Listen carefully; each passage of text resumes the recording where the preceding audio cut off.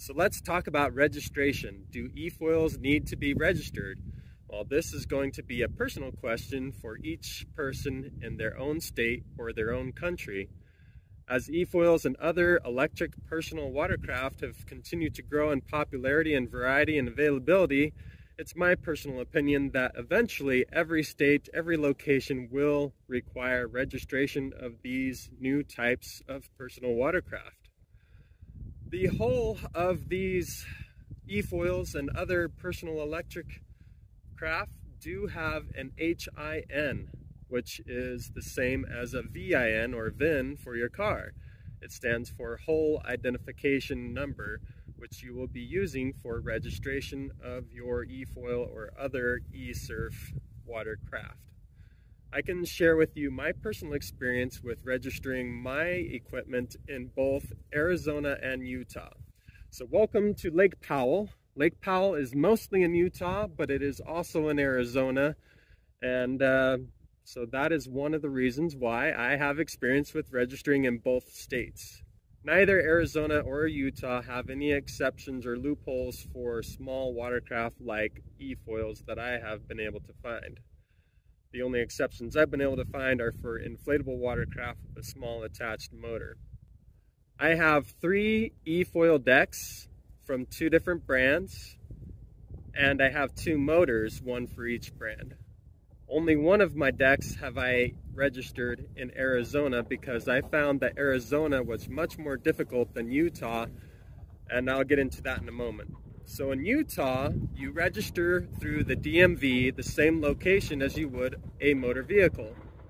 If you have not paid tax on your eFoil, you will have to pay tax at the DMV. If you have bought your eFoil outside of the state of Utah, you will have to bring your eFoil deck with you because an agent will have to see that an HIN, again, the whole identification number plate, is affixed to the watercraft, and usually you will find it on the back or on the bottom of your eFoil and or also inside the battery compartment. If your eFoil does not have an HIN assigned to it, you will have to contact the manufacturers to get one assigned. And if that does not work, you will have to go to your office of registration and you will have to ask for additional, more difficult paperwork to have them assign you an HIN along with a watercraft inspection. This I don't have any experience with. But I did have to get an HIN through Waydo, as I have a Kickstarter Waydo, one of the very first made, and the very first ones did not have an HIN, and I went through the manufacturer to get that, requesting that through the manufacturer via email. And then I had to make an HIN plate and affix that to the back of the board and also the inside of the battery compartment myself. You will also need to bring with you the original, not a copy, the original MSO, also known as an MCO, which stands for Manufacturer's Statement of Origin or Manufacturer's Certificate of Origin. It's going to be kind of like, it'll be a fancy piece of paper. It'll have a signature of someone from the factory or the manufacturer. And of course, you will need to pay the registration fee and you will need to fill out the paperwork for your individual location. So again, for Utah, you will need the original MSO or MCO. You will need the bill of sale. You will need to bring the craft with you for inspection if you did not purchase it in Utah. You will also need to pay the sales tax value of the watercraft. If you are registering just another deck, then you will have to register the deck. Yes, you'll have to register another size deck even though you're using the same motor because it has its own individual unique HIN. And then the filled out necessary paperwork and a check mailed, or you can bring a credit card or cash if you're at the location itself. Now for Arizona, you register through the Game and Fish Department, but you cannot pay tax at the Game and Fish Department. If you need to pay tax and you did not pay tax originally and there's no tax shown on your bill of sale, you will need to pay tax through the Bureau of Revenue, and then you will need to get that receipt and send that with your paperwork as well, which is pretty much all the same as Utah. So that's the thing that really makes it more difficult than Utah, is that you have to go through multiple different agencies. You can't do it all in one location. And if you're like me, living near Lake Powell in Page, Arizona, there is no game and fish department here in Page, Arizona. Page is a very unique, remote location, and you have to drive hours and hours away in order to get to the nearest game and fish department. So it took me 3 attempts to finally get the proper paperwork, sending it via mail to Phoenix to get my registration through the game and fish. I didn't send the original MSO. I had a copy of it, which I didn't know I had to send the original, and I couldn't even tell a difference. I don't know how they did, but my paperwork was sent back to me saying they needed the original MSO. And another time was because I needed to write the HIN on the bill of sale. If it is not on the bill of sale, you need to write it there. It doesn't matter if it's handwritten, it's fine, but on your bill of sale, you need to have the HIN of your craft written on the bill of sale. You need to have the MSO, the original MSO or MCO.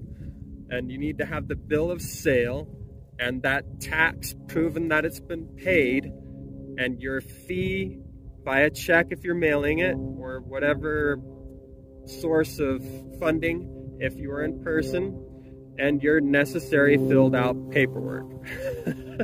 I personally would strongly recommend that you call your place of registration and talk to someone about exactly what things you will need to register your watercraft properly, so that you do not make a trip unnecessarily, especially if you're like me and the only places to register are in Utah, which is a little more than an hour away, or in Arizona, which is much farther away. And figure out, again, exactly what you need before you go or before you send off your paperwork, so that you do not have to do it over and over. You may have noticed in my videos, and also with the case of this board, that the registration decals I've only placed on the left or port side of the board, and that's because these boards are so small and narrow. To really see this clearly, you're gonna have to get really close, side by side with another watercraft, be pulled over anyway. Rules of the book, which I try to follow. I try to be a good example, as I said, but the rules of the book are gonna need to be rewritten a little bit for the sake of these new type of watercraft. Also on Lake Powell, because of the narrow waterways and canyons, traffic generally flows on the right side just like the roads. So this left side is going to be exposed to traffic going on the opposite side of the waterways. So far this has worked for me. Haven't had any problems, but if so, then I will definitely add it on the other side. But for now, this is working out for me. Inside the battery compartment, I have the registration work double bagged. Also inside here, double bagged, and with a floaty just in case. Oh, and I almost forgot, if there wasn't already enough stickers with all the numbers and the letters and the month and the year, you may have to get one additional sticker for another additional fee every year for the exact location or the waterways that you are riding in. For example, here in the Glen Canyon National Recreation Area, known as Lake Powell, you have to pay an annual use fee for your vehicle and your watercraft. So I have to pay the annual registration fee and the annual park use pass. So you may have to check with your specific local waterways on the rules and regulations for use of watercraft on that body of water. So feel free to share your own personal experiences with registering your watercraft, what you found to be useful or beneficial. If you found any loopholes or exceptions in your state or your country, feel free to share those in the comments below. Also, there may be some people who don't realize they have to register their watercraft, or do I really need to? Can I, just continue to use it? And you might be able to, but again, eventually, because of the growth of these type of watercraft, more states and their representatives are going to be aware of and are going to want to have everyone register these craft for the sake of regulation and for the sake of money.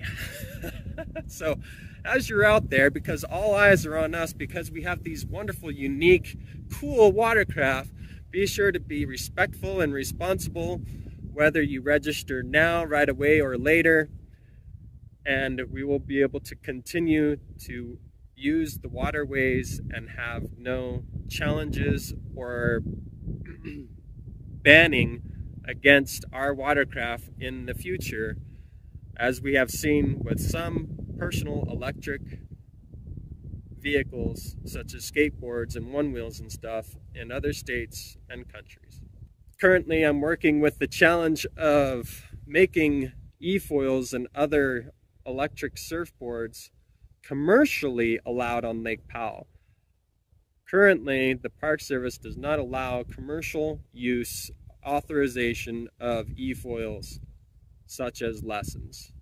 So hopefully, moving into the future, that will be changed and will be open to all to benefit from business and learning, and hopefully no other challenges will become of it in the future.